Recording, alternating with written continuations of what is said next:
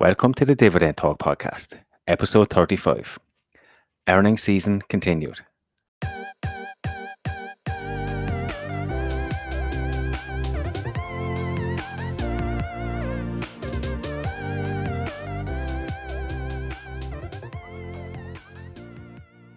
Hey guys, welcome back to another episode of Dividend Talk.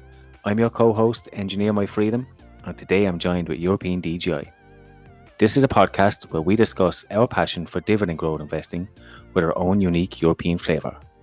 If you're new to this channel, please hit the like button and subscribe to us, and check out our previous episodes on YouTube and Spotify. See you on the inside.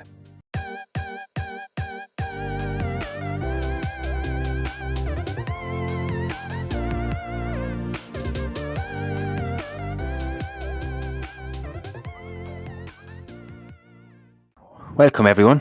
I'm here joined with European DJI as always. How are you doing, buddy? Really well. Really great weather here. I don't know how it's on your side there on the island, but it's like -10 here, -11, lots of snow. So a proper Polish winter finally again. So I'm really happy. How about yourself? We were promised snow here all week, and all we've got is rain. So it's the same as usual. But we've a good show today. We have a special guest with us, the king of the one-pagers on Twitter. It's Dividend Wave. How are you doing? Hey guys, it's a pleasure to be on your show. I'm doing pretty well as well. I'm in the heart of Europe, and we had plenty of snow here, so doing good. I mean, it's great to have you on the show. I'm after getting loads of messages on Twitter after we announced that you were coming on today, just to say thank you for all your one-pagers, particularly during earnings season, where I think we can all agree. I don't know where you get the time, but you just keep posting updates and just keeping us all up to date. So we're both really excited to have you here. We're going to talk earnings with you, and yeah, I'm really excited. But before we kick any of that off, do you want to just give a brief intro of who you are and what you do, just for our listeners? Sure. Look, I'm European, like you guys. I live in the center of Europe.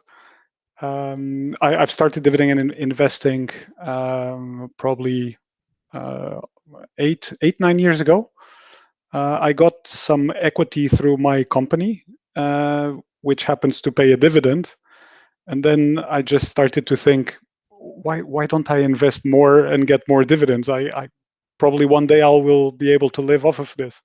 So that's what I've done. And essentially I invest around, let's say, 75 to 80% of my portfolio is dividend growth investing. The growth is important for me, and that's one of the things. It's not just dividend; it has to be dividend and growing, and that's the famous equation, right? Make sure that it keeps growing year after year. I have a little portion of 10 to 15% that is pure growth, and it started with eBay. I bought eBay in 2014, and as of then I've always had a little bit of other growth stocks, and we were just talking just before the show. I trade a little bit.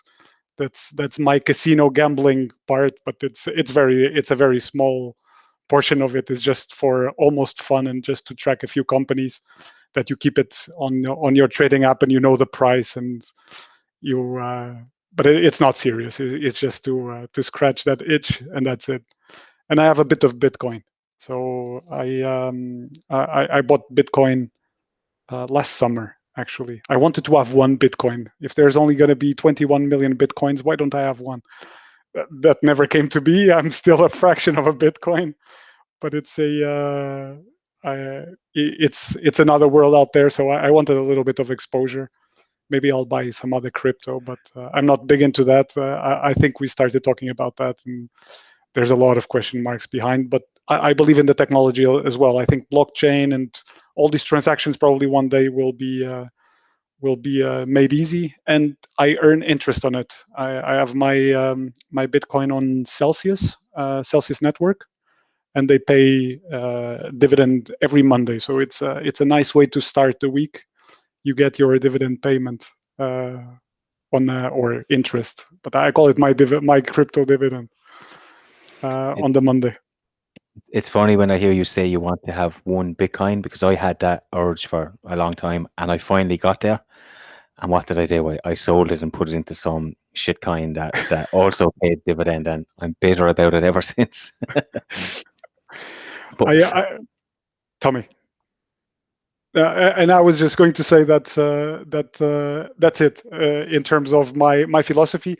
And coming back to the one pagers, I started doing it because I was talking to a couple of friends of mine that also do dividend investing, and it was just the thesis. What are the things that would make you do it, right? And essentially, if you look at the one pagers, it's just a SWOT with a little bit of what are the SWOT of the company. Most of it comes from the 10K, a little bit of the financials from income statement, cash flow, and balance sheet, and a little bit of the few metrics like PEs and free cash flow payout ratios and so on. Just as a thesis, and that I was sharing with friends, and then with the community to see, challenge me on this. What am I seeing in this company? Why do I like this company, or why shouldn't I like this company? So it's a nice, interesting thesis, and then I found you guys, which was very interesting because you were very similar to me in terms of your the way you interacted on Twitter, the things you posted. You had your blogs that I've started to check, so it was super interesting. And just coming back to the name, Dividend Wave, it's basically crossover of the kind of the two interests, which is surfing in real life when I have the opportunity, and dividend investing. And hopefully it will become bigger as well in a website one day. I've got a friend of mine who also invests, and eventually we will build something, and probably a YouTube channel one day. Who knows? So thank you for having me, guys. It's a great honor. I love your show. Awesome. Hey, we look forward to your YouTube channel and also that website. You need to trademark onepage.com or something, or just grab that. Thank you. And I was just going to say, and I love that EDGI started to do a few one pagers, and it's really great when you see the because some things you don't think about, and he included stuff that I said, damn it, I've always wanted to include the share count. I never found a way to do it, and so on, and stuff that is important, right? And I love that you also have the metrics of how you see the discount cash flow models and so on. How do you see it? And it's stuff that really helps you think more about how do you invest in the companies that you like to invest. So it's fabulous that I found you guys. Super. But what I would suggest is that we do some rapid fire questions yet to really get through the true person that you are. So the first one that I have for you, and you must choose one, and afterwards you may only explain one of your answers if you want to explain a bit more about it. So the first one, Barcelona or Madrid? Barcelona. Okay. Tesla or NIO? Tesla. Put options or call options? None. You must choose. Sorry. Put. Okay. Cold showers or writing a journal? Cold showers. IBM or GameStop? IBM all day. Thank you. Is there anything you would like to clarify? They're all self-explanatory. Thank you. Now I really know who you are. Thank you. I didn't know this was coming. This was not in the terms and conditions that I signed. I love how EDGI was so strict with the rules. You have to answer. Exactly. That's great. We have this this joke about IBM that you love to hate IBM, and I hate IBM, but I still love it in a weird sense. Yeah. Well, having said that, let's go to the news of the week, and let me start maybe then about some news, because what I noticed in the news, what passed by, I actually like the website I fucking love science, because there's really interesting stuff on there. You would be surprised what kind of research people do. But this time it caught my attention that in that Bitcoin, right, there's still the possibility to mine some Bitcoins. And at the moment, the energy consumption of mining Bitcoins is supposed to be already more consumption than whole Argentina as a whole. And if it would be a country in Bitcoin consumption, it would be the 30th country by size in the world. So this is for me really, really interesting and actually close to Norway as well. So like all the water power they have, all the wind power in Norway, if you would just put this all together, it is the consumption currently required for mining Bitcoins. And I find it amazing when I think about that, because it seems that there's still a business case for mining Bitcoin at the moment at current prices. And I guess it will go up, right? Because as Bitcoin goes up, and it's at whatever I was trying to check it just now, it's whatever $49,000 each Bitcoin. So probably there's a use case there. I wouldn't be surprised if we start building nuclear plants somewhere to support Bitcoin mining, right? That becomes really a business case. But I think Dividend Wave, you also had a news item there around Tesla, I believe. I think the news of the week is actually Tesla putting Bitcoin in the balance sheet, right? They had the authorization from the board to go into digital assets, and they've made the plunge. So we got with the 10K this week, we got the announcement that Tesla put 1.5 billion in Bitcoins. We don't know how many exactly and what was the price, but we know they bought it in January. So it will be interesting to see when we finally get to know the number. But ultimately, this is very interesting, right? This opens a whole new game in the S&P 500 and the companies that will follow. So if I would have to wager a guess, in a year's time, we will see probably 5 to 10% of the companies that will put Bitcoins into their balance sheet. That's my guess at the moment. I think there's Tesla really changes a lot of minds and a lot of the rules of the game, right? They've built a lot of the new rules, and I've wagered as well that with so many people sitting in, so the same people sitting in different boards of companies, there will be an incentive to not be left behind. So edge the downside by doing what others are doing. So I honestly believe that we will see quite a few more companies following. So for me, this means that the narrative of Bitcoin just changed with this one action, right? So if this is the case, then I can only see the price of Bitcoin growing from that point of view, if there will be more demand than selling pressure. Yeah, I think you're right. I mean, I'm glad Tesla bought the dip in January. I mean, they must have been following us on Twitter or something. But I've been following Bitcoin closely for a number of years, and there's always talk of it hitting 100K and beyond. And it's certainly looking like it will hit those kind of figures, and probably soon. I mean, Elon just has to put Bitcoin in his Twitter profile, and it'll jump up 10%. So whenever he needs an extra few bob, he'll just tweet Bitcoin and it'll shoot up in price. But it's a game changer. Certainly, it's a game changer. And I mean, how do you tax this? I mean, it's crazy when you think about it. This is unimaginable 5 years ago. Yeah.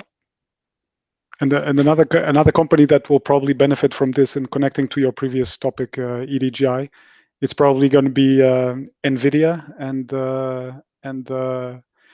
TSMC, the Taiwan semiconductor company, because these guys are doing the GPUs and the chips that are needed to feed all these mining of Bitcoin are coming from these two companies. These are kind of the most advanced electricity that powers these.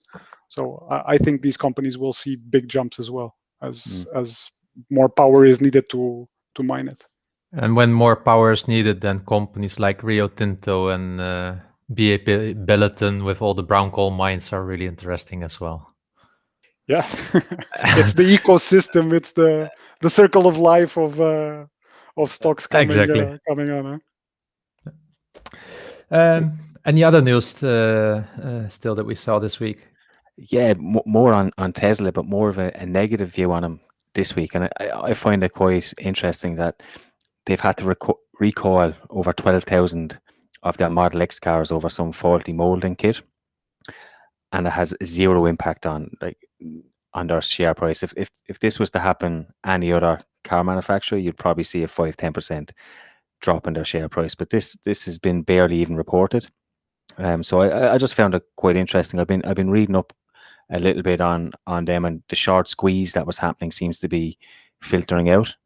And there is one guy that I follow on Twitter and stuff, and he's expecting now that the price to come down a little bit. So I'm always interested to see how, like as we said, Tesla are rule breakers. They're paving the way in so many things. So just keeping an eye on them and just watching what they're doing, really. Okay, so we'll move on. We'll move on to our main topic, which will talk about some of the earnings. Dividend Wave, if you want to go first, I know you were looking at, I think Pepsi was one of the first companies you had. Yeah, gladly. I'll jump into it. So I think Pepsi had a very, very solid quarter, and then for the full year, also very interesting results. So I'll just go quickly through some metrics. They for the full year, and I'll talk about full year. Their revenue went up almost 5%. Their cash from operations was up 10%, so that was pretty good, and free cash flow was almost 18%. So very, very solid numbers. The net income, it was slightly down, and that was, I think, the one of the two worrying things in the results, as the cost of goods sold and G&A went proportionally higher versus the revenue, so they didn't generate as much net income. But the good news as well is that their payout ratio was at 86% of free cash flow, so that was pretty good. And in terms of segment revenue, they went up in all reportable segments except for LATAM, which was down 4%. But on the growth, the shining stars were Africa with 25%. And here, this was due to an acquisition that they've done of Pioneer Foods in South Africa. And during the year, they also bought Rockstar Energy beverages for almost 4 billion, and they bought as well a company in China for 0.7. So really interesting year for Pepsi. So pretty decent. What did you guys think about it? Yeah, I like. I mean, I own Pepsi. It's one of my top 10 foundational stocks. The only thing I always have is a little bit the concern about the high payout ratios and the buybacks and the debt increasing. So that's always what I'm paying attention to.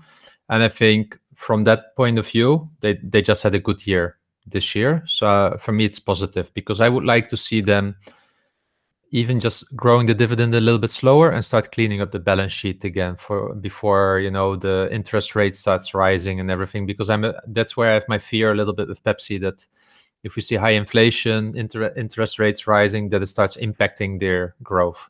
And I think they don't need this, because it's really a powerhouse of a company.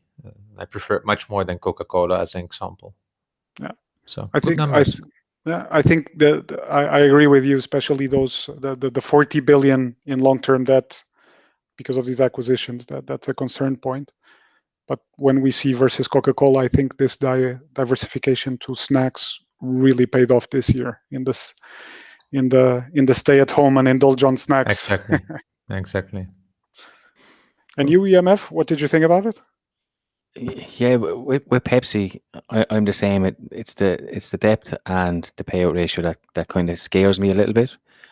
I have a small position in them, but I find them a little bit overvalued. So I'm kind of just staying away. I know Dapper Dividends is buying like one a week of them, but I briefly looked at them, and they didn't stand out. I just think there's better opportunities, so I'm kind of sidestepping. Maybe when they dip in price, when we get some sort of dip, I might look at them. But at the moment, the debt is too high, and the cash flow, the payout ratio is a little bit too high for me. So they're not for me at the minute. Good.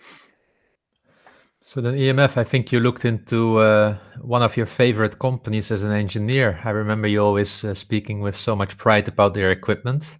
So I'm really curious to hear what you thought about their numbers. And I also know you wrote something about it this week, I believe. Yeah, I do like Cisco, and I like them as a company and as a brand. And as I said, I use their equipment almost daily. But I was really disappointed with these results. I just maybe I expected too much, because on the more I look at it, I was being a little bit harsh on them. But I mean, it's the 5th straight quarter of revenue decline. So this is before COVID. This started before COVID. So we can't purely blame COVID for decline in revenue that's happened 5 quarters in a row. They did beat earnings, but they dipped, I think, 5% overnight in share price, and that's because they gave no real guidance into their future. I don't see anything. Nothing sticks out to me on what's going to drive their future growth. People are talking about WebEx. I've used WebEx once and it was horrendous, and I've never used it again. Actually, the company that suggested, I said, we either talk on Microsoft Teams or we're not going to talk, because it was horrible. But they have been making acquisitions to improve that, and I understand, but I just can't see them challenging Zoom, Teams, or even Google Meet or anything like that. It's WebEx is dead on arrival with a new version. I mean, people that want to invest in Cisco for WebEx, they could as well go to give it for charity, the money, because WebEx is not going to make it. To your point, it was good in 2010, but we live in 2021 now. Yeah, I'm not overly convinced with it. They gave some indication in the last quarter that governments and corporations were starting to spend money and come back, and I was expecting to see the infrastructure platforms benefit from that, but they actually declined quarter on quarter again, which suggests that they were not spending, or they were not opening up as much as Cisco led us to believe. There was no growth in the applications, which in this environment at the moment, that's where I would have expected to see some sort of growth. The fact that stayed flat over the last year, that's disappointing for me, especially when we've seen other companies knock this out of the park. I know Cisco are trying to transform into kind of a software subscription based company. I mean, I'm not totally convinced at the moment. It is what it is. It was disappointing. The only bit of good news is that they increased the dividend a lot lower than previous. It was 3%, so it was a 1 cent increase per quarter. But I mean, there was nothing in there that I got excited about. So I was hoping for some bit of good news, and I probably would have bought them at a reasonable price. But at the moment, I just can't see where their future growth has come from, apart from acquisitions. I mean, they have the cash; they can just keep buying companies, and that's what they've been doing. But I mean, how long can they do that for? So the only thing I can tell about Cisco, they have one of the best CEOs that is recognized as being one of the best CEOs in the world. And how Cisco transformed also over the last decade before they got into this situation where they are now is just amazing. The Cisco culture is often really appraised for how good it is and such. So I believe if they have this, then this might be just a winter for them to transform. But for instance, if I would compare it to Intel, I've got way more confidence in Cisco because of its management, because of the company culture that I read a lot about.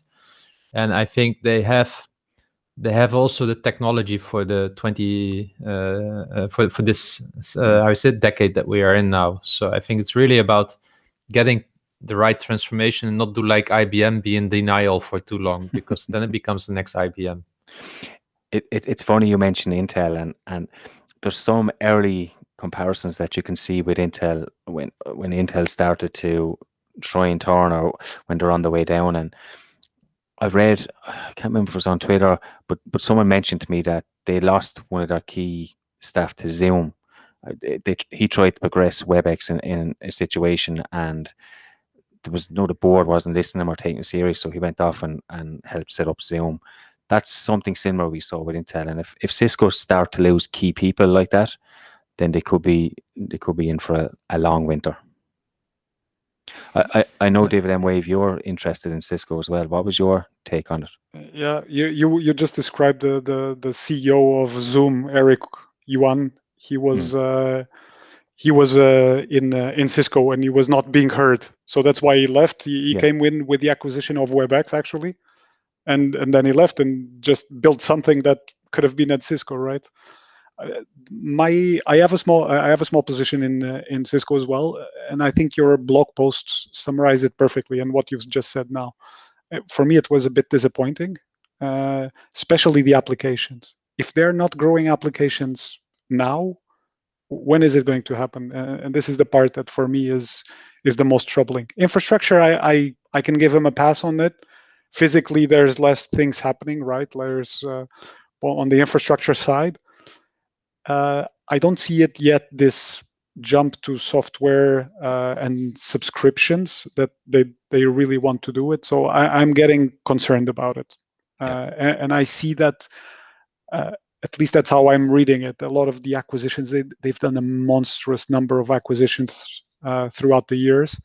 And it seems like a lot of them are just pure blocking. It's just to avoid that others get slightly bigger and can eat away a portion of their market. So they've not been true growth engines. It seems like Microsoft, like 10 years ago, when they were buying small things to stop them from growing.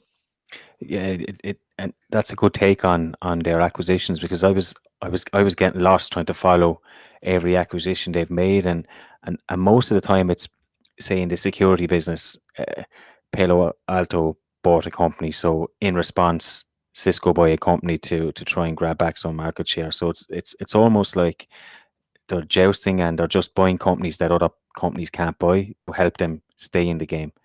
I mean, the only positive is the security segment grew 10%, but that's a small part, and they're not even a market leader in that segment. So I mean, I don't know. I don't know what to think. I'll keep an eye on them over the next couple of quarters. It's like what EDI said when he was spotting a company in decline, and are we seeing that now? Is that an early sign? And I think it's that actual podcast, that episode, that has maybe put this in my forefront now and trying to catch these early signals. And at the moment, I bought Walgreens, I've bought Shell, I have a small position in Cisco. I've bought a lot of companies that are in this situation, and I have enough of that at the moment, and I just want to focus on actual quality companies like our Johnson & Johnson and Microsoft that are showing actual real growth and that can grow. Agreed. Super. So it will be nice to see Cisco in 2021 and how it will be performing, and also when if the world reopens again, it will be really interesting, and I'm sure we will be talking more often because of that also on this podcast. So I think then the next company that we want to talk about is a bit about Coca-Cola. Okay. Do you want to take this one, Dividend Wave? Sure. I'll start from where I think it's a big disappointment, honestly. For the full year, the results were down in revenue 11%, cash from operations 6% down, and free cash flow is 3% up just because CapEx was cut significantly. So overall, the payout ratio for 2020 did not move versus 2019. It sits at 81%, but the long-term debt also grew by 45%. So all of it, we don't have yet the 10K out, so it was just the press release with these figures. But it does, by comparison, again now to Pepsi, because we've gone through Pepsi that had a really good year in a stay-at-home environment, and it's interesting to see that Coke had just the opposite. So two different worlds, and probably here the snacks are making a big difference. What do you guys think? I think Coca-Cola rely more heavily on shops and pubs and bars and all this being open, and the fact that they've been closed for so long has definitely impacted them a lot more than Pepsi. You spoke of Pepsi and their snacks. I don't see a comparison there with Coca-Cola that you would go out and buy. So I can understand why it's worse than Pepsi this year. But I mean, Ireland has just announced we're still in lockdown until May. I'm going to guess that European countries are going to follow. I don't know about the States, but it doesn't look like it's going to get better anytime soon for these guys. Yeah, and I also think that Coca-Cola has a branding issue, not as the brand itself, but it is seen as a sugar thing, right? And with the health-conscious consumer, I have a feeling that they don't get away with Diet Coke or Coca-Cola Zero enough. So I think that's also not helping them. I'm just wondering about Coca-Cola. I mean, they had a lost decade, effectively. I'm just wondering what to do with it. For me, it's rather a bond. When you look at the share price, I don't see any reason to invest in Coca-Cola at this moment. There's no growth. I don't see a catalyst. I think they spend a lot of energy to maintain what they have, and that's it. But historically, this is one of those Johnson & Johnson's, right, as a dividend company. But the last decade has been nothing. And since I started dividend investing, I've been always looking at Coca-Cola, and never I found a moment that I thought, okay, now I want to have it. Now there's a catalyst. I just don't know. Nothing. Yeah. It's interesting that you say that in the presentation for the full year results, they have on slide number 8, for somebody that bothers to see it, they have as innovation pipeline Coca-Cola Zero Sugar 2.0, whatever that is. So it seems that the management team there agrees with you that this needs another iteration and another jump. But what the health conscious consumer, which I consider myself to, right, switched almost purely to water. Yeah, because all the juices, all the chemicals, what they do is they buy origins in the shop. They squeeze their own orange juice. They make their own stuff. It's water, and thinking about Coca-Cola getting into your body is just doesn't match. Yeah. So, and this is where, for instance, things like Burger King do it much better with meat alternatives and such. Yeah. Then you can still get into it. But Coca-Cola, it's still toxic. Yeah, for a health conscious consumer, whether it's zero sugar or not. It's not the sugar. It's also the rest of the stuff, right? the only good thing around it is the bottle. Yeah. Iconic. Anyway. Maybe this is also a good topic to go to Heineken, because it's the third beverage, and it seems to be beverage week for this. And, you know, these numbers were horrible from Heineken, and I think it's exactly the same as Coca-Cola, to your point, EMF. Restaurants are closed. People are not going out, not so much outside in the summer, meeting together, drinking a Heineken. I think this was the same reason with Coca-Cola. Probably the people that usually don't want to drink Heineken go for Coca-Cola, or the way around. But it's the same. Growth decline, organic, minus 12%, volume, minus 8%. But if you then look at operating profit, minus 36%. So you see also the incremental uptake or downtake in what it means in organic volume, how much an impact that has to the bottom line. And we are talking here about Heineken numbers, because if you look at the IFRS numbers, the accounting standard, they made a slight loss in 2020. So they made a 36 cents loss. Well, if you use their own numbers, they claim still a €2 diluted EPS. Now, Heineken might not be for many people seen as a dividend company, but they have actually quite a rich history of dividends. It's just cutting it from time to time as part of the crisis playbook, but not cutting it to zero. So if you buy such a company at the deepest in the market, let's say, during a crash, then you actually can get quite wealthy if you think about all the dividends that are growing, because it often also really recovers quickly in their dividend.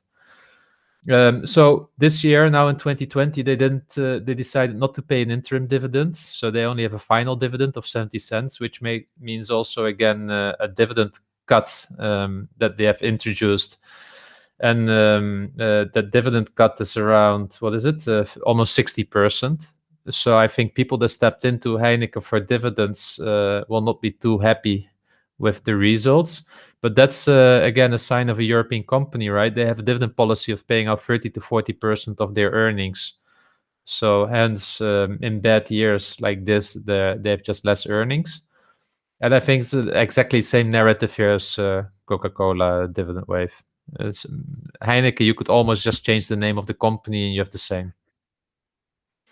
True, but I like better the portfolio of Heineken at the moment. Honestly, it's got still some iconic brands, right? If I look at what they have in the like Birra Moretti in Italy or Żywiec in Poland, Sagres in Portugal, Cruzcampo in Spain. So pretty decent brands. I think it's maybe just a slump year. Let's see this year.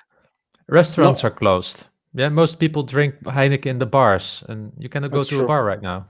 That's true. Yeah, I did not know Heineken were a dividend company. First of all, I probably definitely would have bought them because that is probably the drink I would go to when I'm out.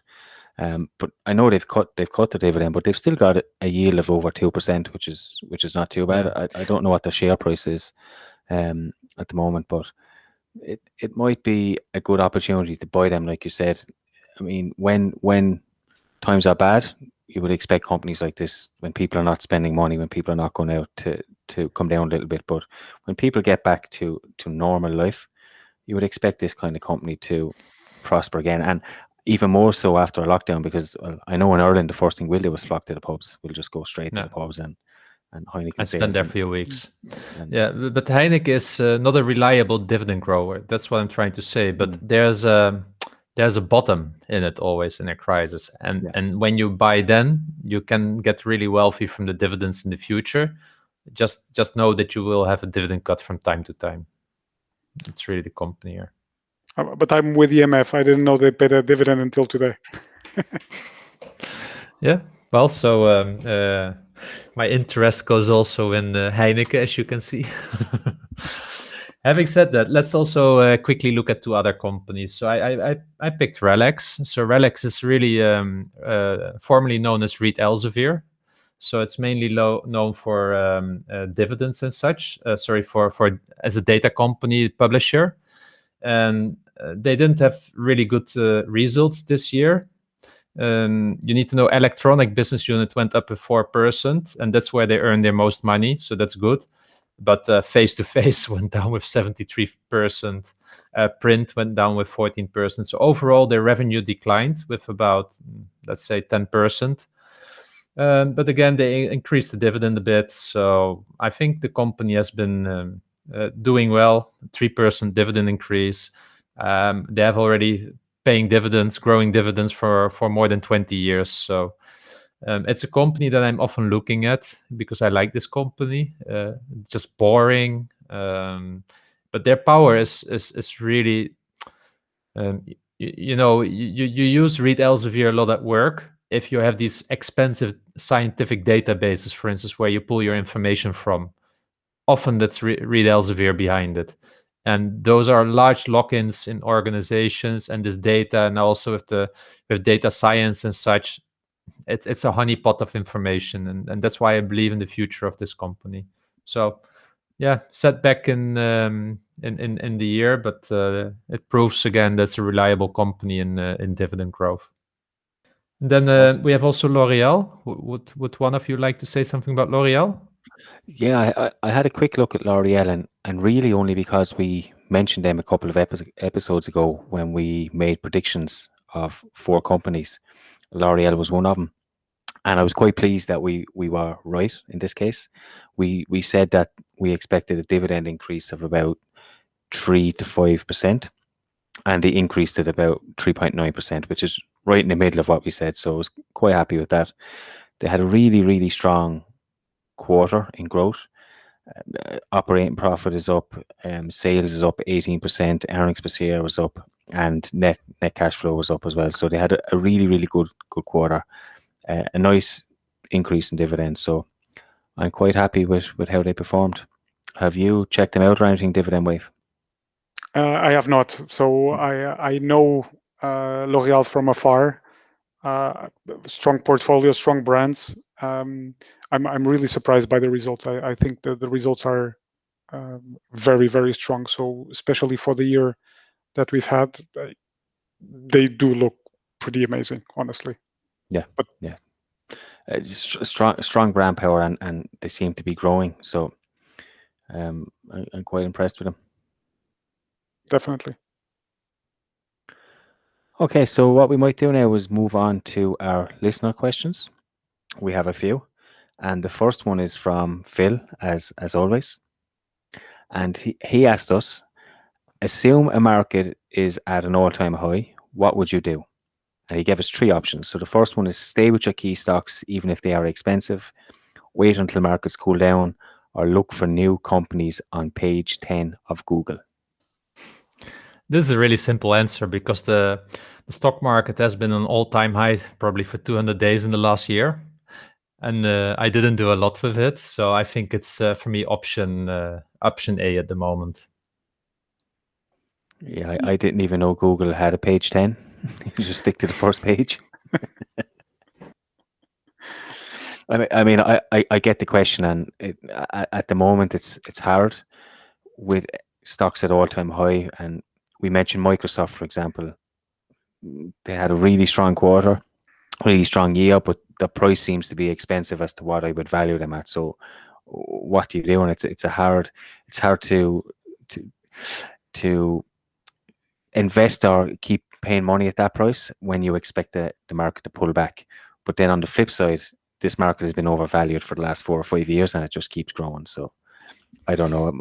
I'm with you. It's A for me at the moment, but I can understand anyone who's selecting option B and waiting for the markets to cool down a bit. But what would you do if the market would be now an all-time low? Buy. Is that so? What if the stock market is the next day posting another all-time low? Buy again. But you have cash constraints usually in those situations. There's fear in such situations. So what I'm trying to say is like the only answer for me is dollar cost averaging. Cool. How about you, Dividend Wave? Option A.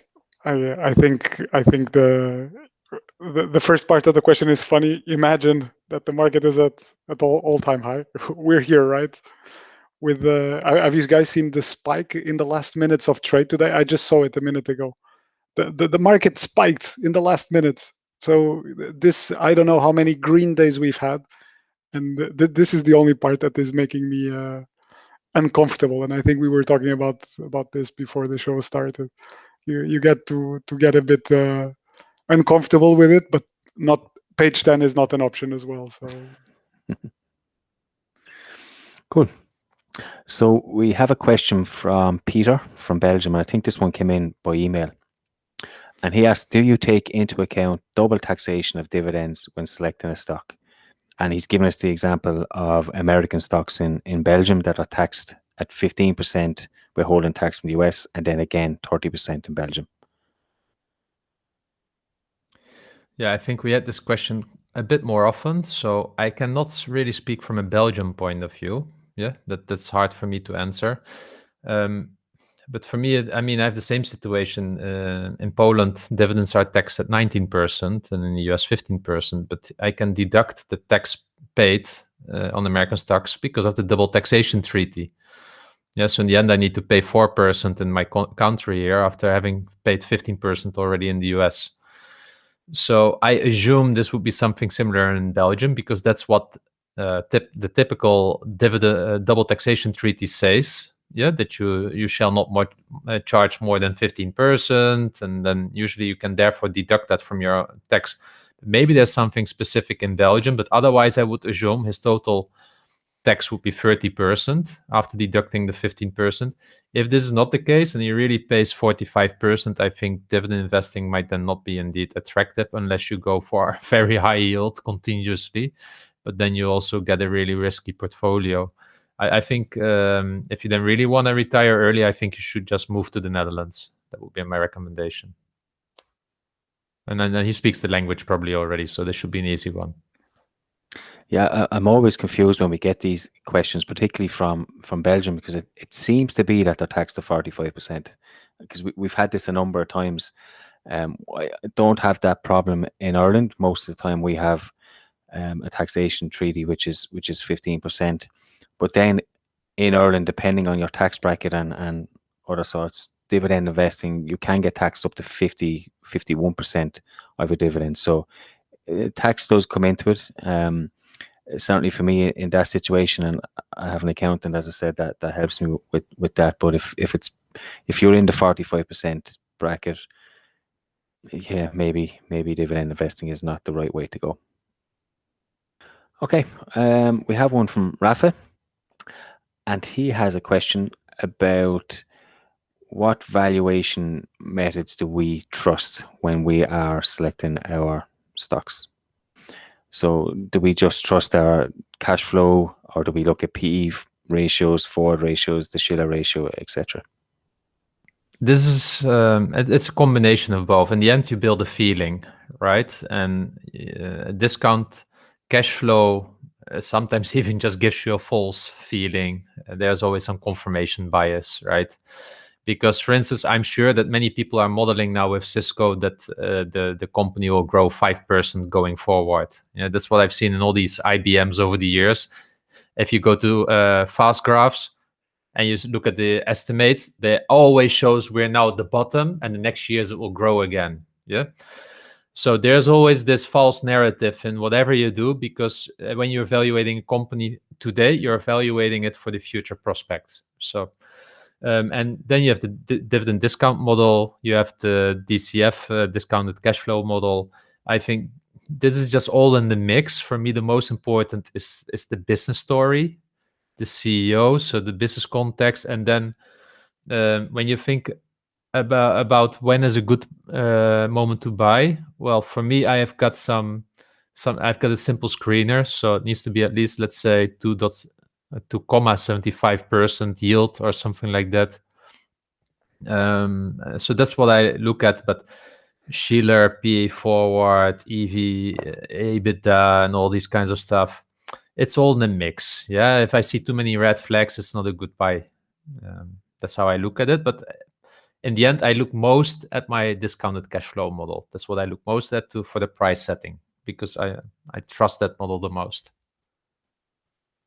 How about you? How about you, Dividend Wave? It's a mix. I would not say that it's a single metric, right? And sometimes we suffer from the bias that EDGI was just talking about. Then you end up with these to justify what you already want them to justify, right? So I use a mix as well. For I have one that I particularly like to look at, which is looking at the historical dividend yield. I really enjoy seeing this. How is the current yield versus history, right? And especially in aristocrats, you've seen you have at least 25 years of history, right? So you can know what the dividend yield was over this time, and you see where you are versus history, and you can look at periods when you were up or you were down and try to understand what was the narrative at that time and what was the factor that made it go down. And sometimes you can do this with PE, right? Not so long ago, Apple was trading at a PE of 9, right? And everybody was afraid of iPhones were ending. Nobody would buy iPhones anymore. And you could buy Apple for 9, and now it's at 34.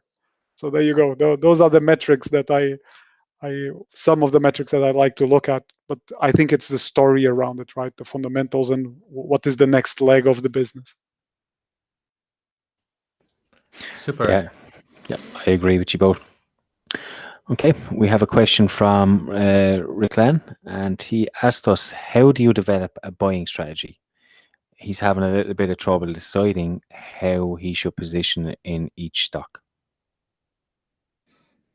Yeah, I would just refer to my allocation strategy on my blog. I can put the link in my in the description of this podcast. I explain it all there. It's, I think, a too long answer for this show, but effectively what I say is I don't want to have more than 4% in a position, so that if a company goes bankrupt, I don't, the others will carry the weight. And my buying strategy thereby is a dollar cost averaging strategy, really simply said, combination with value investing. And Richland, if you want to know more about it, feel free to send me a DM. I can explain a specific question, answer specific questions that you might have. And Dividend Wave. Dollar cost averaging, so important. You never know when the bottom is and where the top is, right? And if you like the company, I think I remember we were buying Microsoft not so long ago. EMF, I think we bought it on the same week at 204, 206, something like this. I remember Yeah. you tweeted about. Yeah. There you go. Now it's at 240. So I loved it at 204, 240, getting a bit pricey, but it's a great company. So do your dollar cost average. If it goes down, then you'll still be at building your position. You never know where it's going to be in a few weeks' time. Yeah, I agree. And look, it depends on how big you want your portfolio to be and how you're going to manage it.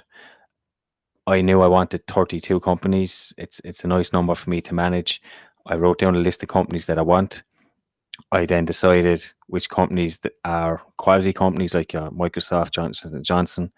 I want to have more of them so they go to the top, and I'll buy more of them. And then I have companies at the bottom like Royal Dutch Shell or WBA, and I have an allocation for them, and that's how I did it. Again, I think I have a blog post on that as well, but European DGIs is definitely more comprehensive, and I would recommend checking that out. Okay, so EMF, maybe a question for you then. When starting, and this one's from Piotr, one of our, how you said, consistent listeners as well. When starting to build a dividend portfolio, would you go for high yield but low growing stocks to boost investing capital at the beginning, or would you focus on lower yield but high dividend growth? This one's really easy for me because I consider myself a dividend growth investor. And I know you alluded to that earlier on, Dividend Wave, that there's a key difference in dividend investing and dividend growth investing. So for me, the dividend growth is more important. It doesn't have to be double figures, but I do like to see over 5%. Really, I want 8%, but that's me being greedy, but I like to see it over 8%. So it's nice to have a mix in your portfolio, but I don't necessarily go for high yield. I do have some AT&T, for example, but my preference is high dividend growth stocks. Yeah, I would agree with that. The usual trap is that you go quicker for the high yield.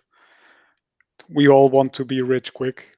Nobody is patient anymore in this world, so I think that's the trap. But obviously, if you think a few years down the road, probably the high growth ends up being a long-term principal appreciation. So your capital also appreciates probably faster. Maybe that's not the most important, but it's going to be probably one of the consequences.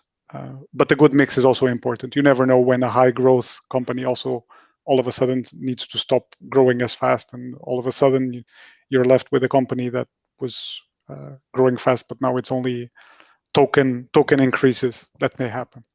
But if I'm a bit different then, because if I would start dividend investing now, I would probably look more at high yield, low growth, like utilities and such, to build the basis of my portfolio, knowing that Johnson & Johnson and such are quite expensive, but also knowing that those stocks dip once a year. So I don't want to time the market. So I would probably now, if I would really start today, I would probably take few high yielders in my portfolio so that I get the benefit from an early snowball and this feeling. While I would then buy any of the higher growth stocks, I would really focus on them as at the moment a dip happens and double down on them. That's probably would be my approach. My feeling is money Twitter has gone to your head. you must be reading too many tweets about No, but AT&T. I'm not talking about AT&T here, but you can get Enegas now for 9%. Why would you wait with this company if you can get it now, while Johnson & Johnson is just, for me, too up in the air? So if I would be really thinking about that, and I have 40 companies, I would just take some of the high yielders now in this highly valuated market and wait for a dip. And that's what I've been doing, actually. Usually I make my best buys of Johnson & Johnson and everything on those yearly dips. So let's say from the 12 months, 3-4 times of the month, I would be able to get those high quality stocks, and the others I'm just dollar cost averaging in some higher yields, and like Danone as well, that are now under pressure and such.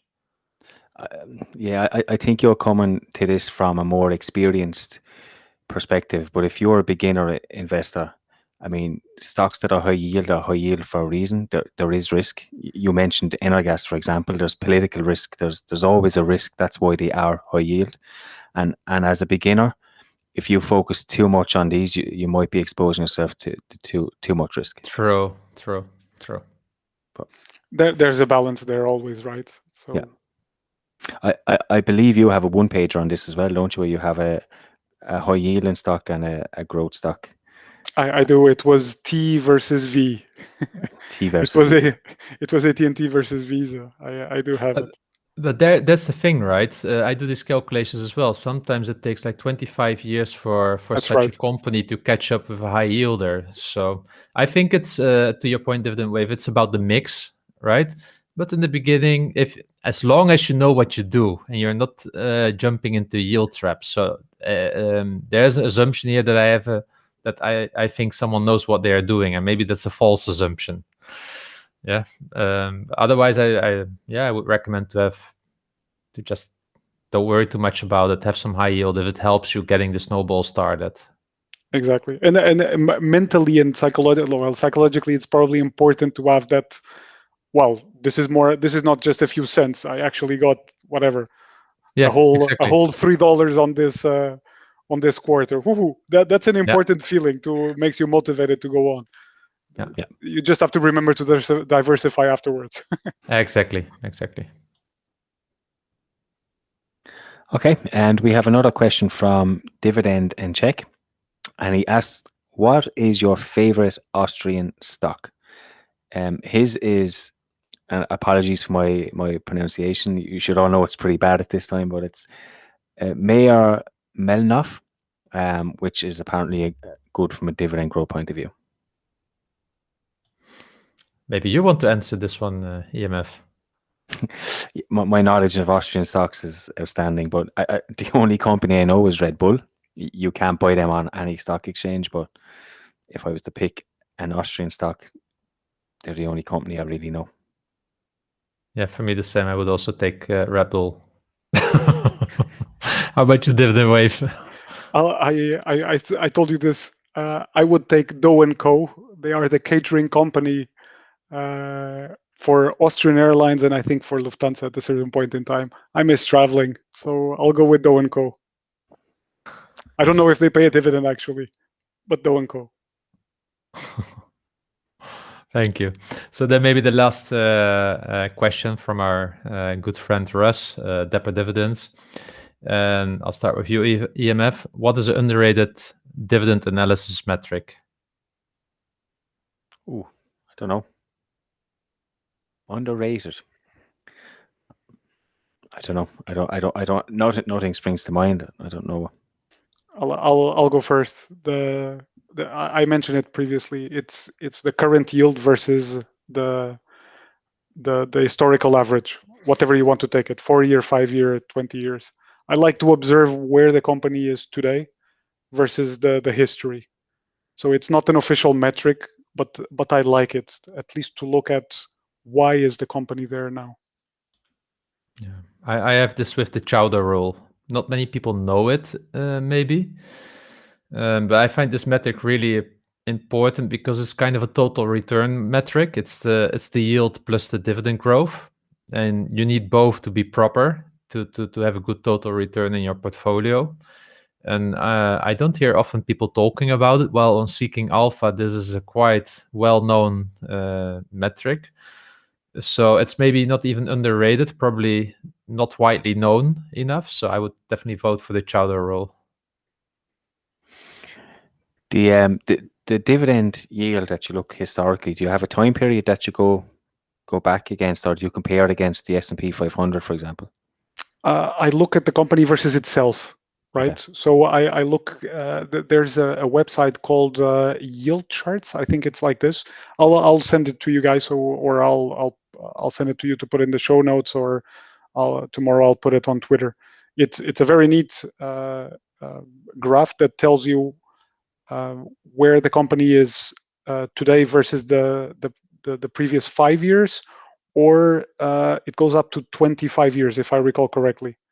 It goes, and you can see what yield you're getting today, and historically, what is the percentage where it's trading today versus the percentage, something like this. You will see it. I will send it to you. So it's quite interesting that you can go back and analyze what was happening at a certain point in time that the yield went up or down so much. I really enjoy that one because you're comparing the company against itself, which is kind of better than comparing with peers or with the overall market. Okay, cool. That's all our questions for this week. So we will move on to our stock pick, and I believe Dividend Wave, you're going to share one stock that you find interesting in your own portfolio. Yes, I am. So the dividend pick of this week is actually Home Depot, and we were talking about high growth companies, and this is one of them. So actually, Home Depot is one of the largest home improvement retailers in the world. We were talking about the staying at home, and there's some tailwinds from the staying at home, right? People are staying more at home, so they have an incentive as well to improve their houses. They work more on their gardens. So there's clearly a tailwind there for the industry.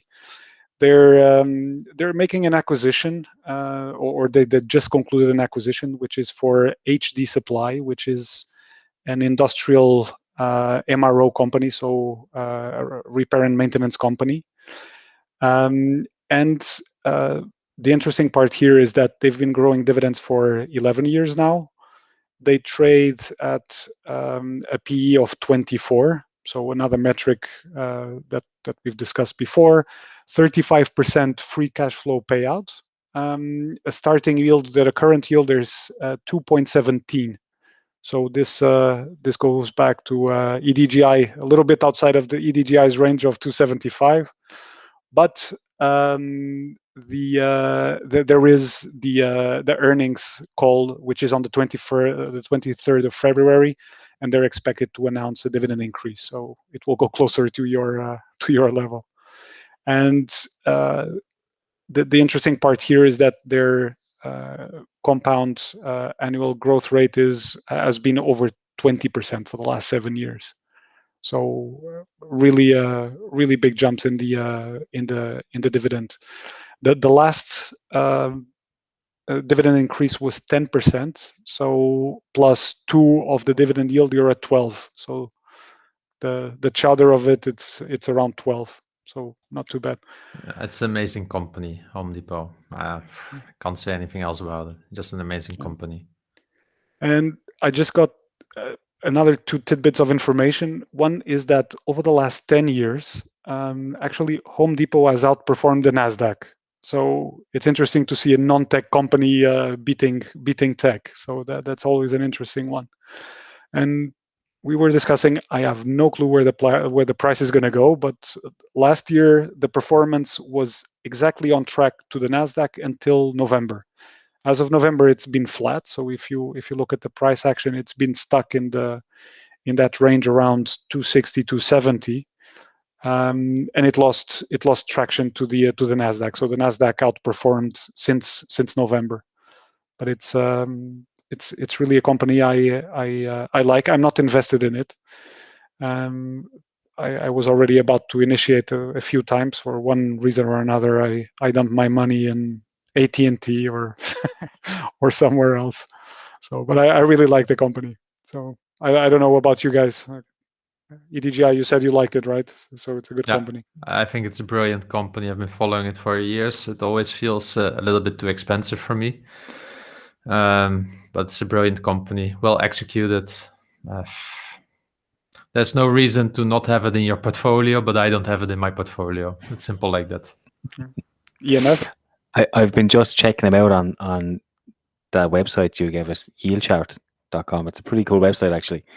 And if you're to look at their average dividend yield, it's 1.67%. So you could say that there's value in their price at the moment. The only time I can see that they got where EDGI would like to invest in is around the last financial crash between 2008, 2009, 2010. So you might see them get to those levels again if we see another crash. But look, they're a great company. Everybody knows what you're getting with them, and that dividend growth rate is phenomenal. And to be tech companies in this environment, you can't get much better than that. Yeah, respect. So thank you. I think we came to the end of the show with this. Thank you also for your stock pick, Dividend Wave. I really enjoyed it that you joined us. And it's actually impressive that we didn't talk about Disney today, of course. But hey, this is Dividend Talk. This is not growth talk. This is Dividend Talk. So, but thanks for joining us, Dividend Wave. Honestly, I hope to see you one more time again on the show. And thank you very much. Thank you, guys. It's been brilliant. Invite me back when Intel reports. That's the most fun we can have. Super. So thank you as well, EMF. And I could just wish everyone a great weekend. So see you next time again. And thanks. Thanks, everyone.